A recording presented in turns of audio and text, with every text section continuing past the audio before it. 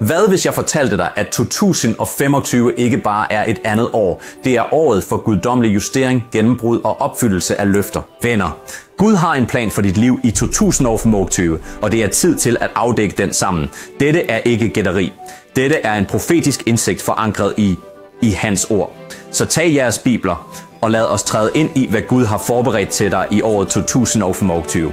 Når vi træder ind i 2025, lad os tage et øjeblik til at reflektere over 2024. De erfaringer, vi lærte fra hver succes, udfordring, og selv i de øjeblikke, vi tog fejl, er gaver til at guide os fremad. Det er vigtigt at bruge de erfaringer til at blive stærkere og klogere, men lad ikke smerten, fejlene eller skylden fra din fortid definere dig eller holde dig tilbage, fordi Guds nåde forvandler fiaskoer til trædesten, og hans miskundhed er ny hver morgen. 25. Lad os træde frem modigt, med tillid til, at Guds plan for os er større end alt, der ligger bag os.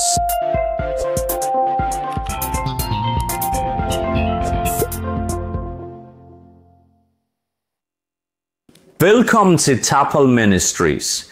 I dag taler vi om Guds plan for 2025. Dette handler ikke om forudsigelser eller planer.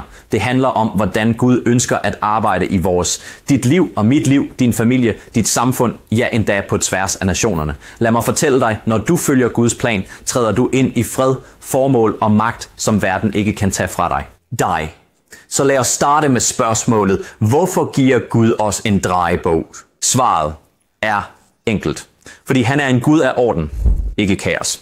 Ligesom en arkitekt designer en bygning, før den første mursten er lagt, har Gud designet dit liv med formål og præcision. Jeremias 22:11 siger, for jeg kender de planer, jeg har for dig. En trejtip for nu brin kramis, erklærer Herren. Planer om at give dig fremgang og ikke skade dig. Planer om at give dig håb og fremtid.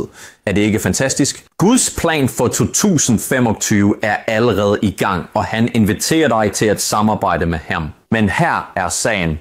Vi kan ikke følge hans plan, hvis vi ikke lytter til ham. Så dette år handler om at lukke verdens støj ud og lytte til Guds stemme.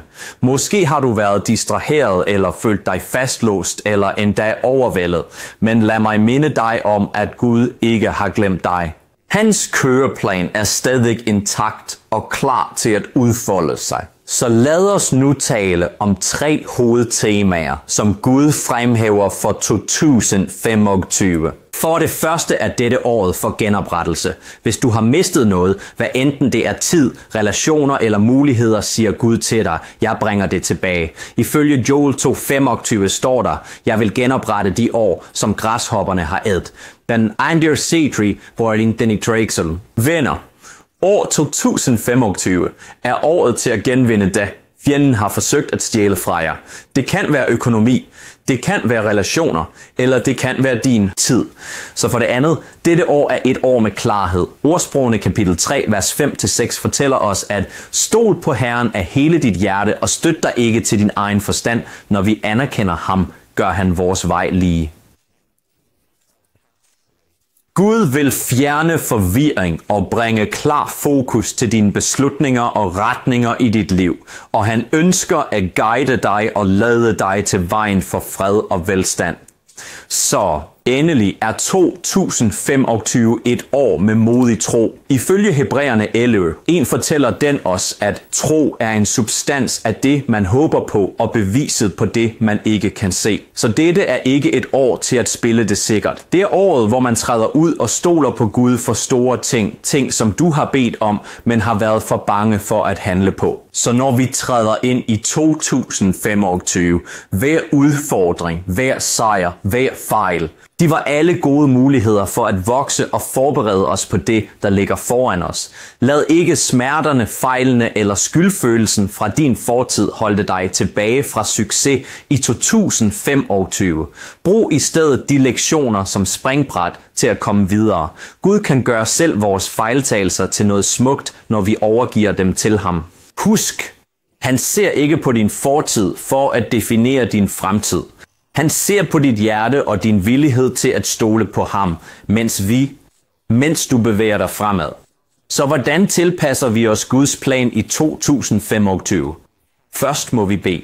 Bøn er ligesom at åbne en plan og bede Gud om at vise os det næste skridt. Bøn er mere end bare at tale. Det er at lytte og opbygge et forhold til Gud. Tænk på det som en daglig indtjekning med den, der har designet dit liv. Tag dig tid til at berolige dit hjerte. Del dine bekymringer og drømme og bed Gud om klarhed. Når du gør det, begynder han at afsløre sine planer på måder, du måske ikke forventer, gennem fred i dine beslutninger og klar skub i den rigtige retning. Salme 16:23, vers 23 siger, et godt menneskes skridt styres af Herren, og han glædes ved hans veje. Hvis du vil have Gud til at styre dine skridt, må du bruge tid på at tale med ham. For det andet, Orduri må dykke ned i hans ord. Bibelen er ikke bare en bog, den er et vejkort. Den er fyldt med historier, lærdomme og løfter, der guider os gennem hver sæson af livet. Når du læser Bibelen, er det som at sidde ved fødderne af den ultimative lærer. Begynd med de passagerer, der resonerer med, hvor du er lige nu. Måske står du over for frygt.